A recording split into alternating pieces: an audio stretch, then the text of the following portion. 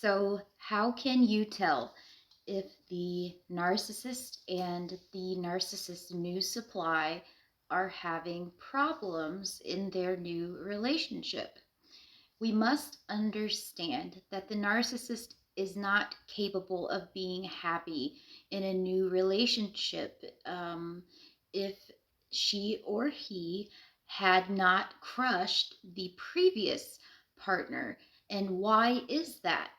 Because the same exact principles causing chemicals that react in the brains comparative to one's when cheating either do not occur or they do occur and they are lacking in intensity. If you, as a victim, manage to grieve, but somehow demonstrate to the narcissist that you are fully capable of healing and surviving, the narcissist will do every single thing that they can in order to make you jealous enough to want them back. With that said, you cannot glean the true status of the new relationship based upon mere observation. In your favor, too, the narcissist is highly resistant to change, as we all know. That is why he or she abandoned you in the first place. Even if you left them, they more than likely emotionally abandoned you long before you left them. And the minute that you started seeing through that facade, through that mask, either by you in some manner showing disapproval of the narcissist, including your crying, complaining, retaliating, debating, etc., will surely result in the narcissist looking for a way out of the relationship. And in fact, any negative reaction from you, the old supply, in response to your own ill treatment by the narcissist, will sooner or later evoke anger and or pent up resentment against you that will eventually cause a narcissistic injury.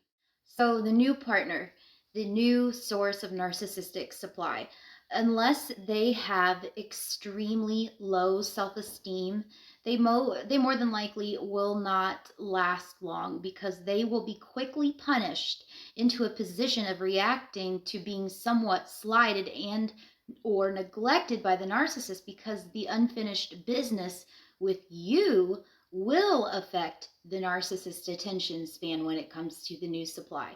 And as a result, the narcissist will be forced to one up, criticize, and cheat on the new partner much sooner than expected in order to appease the narcissist's severely overinflated, bruised ego.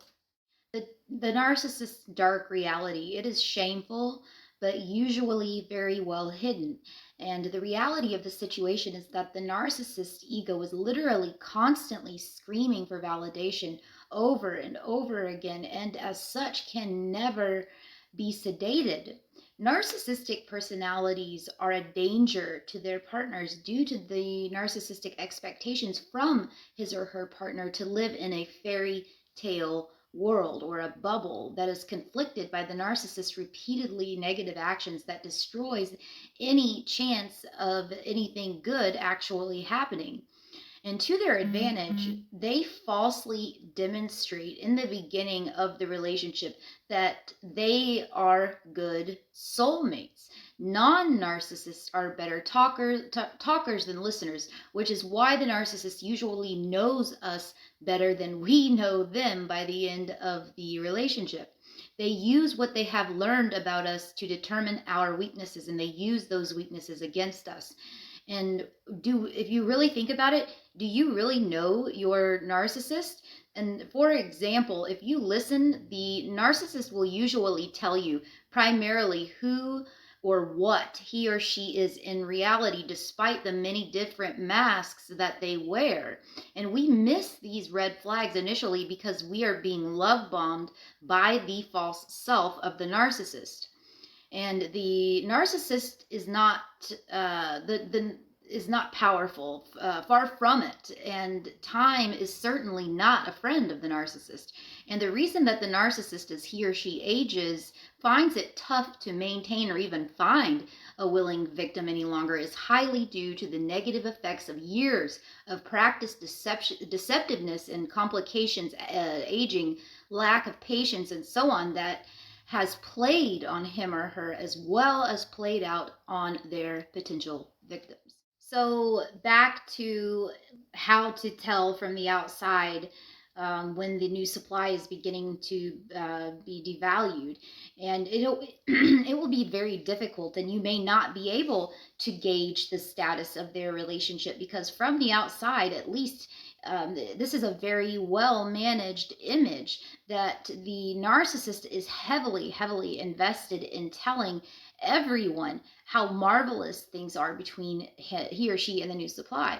However, since narcissists do follow patterns in relationships and they are the common denominator, there can be many timing clues where the narcissist can only keep up the act for so long. And relationships tend to last similar lengths and fall apart at similar points. So that could be a hint if you compare your relationship to the new one.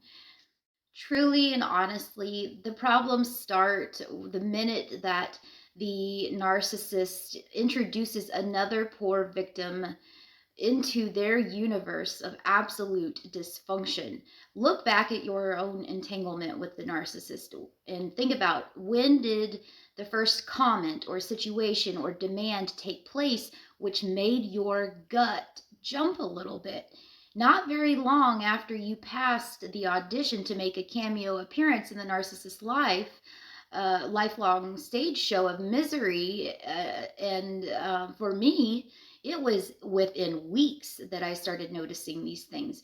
And when you are the new supply, and at one point in time, we all were the new supply, we are naive to the narcissist's true personality, because the narcissist covers up that dysfunction very well. And eventually, by way of their subconsciously driven disordered thinking and behavior, so much damage will be caused that the bandages and plasters that they are trying to put over these wounds are not doing the job anymore, and you know too much.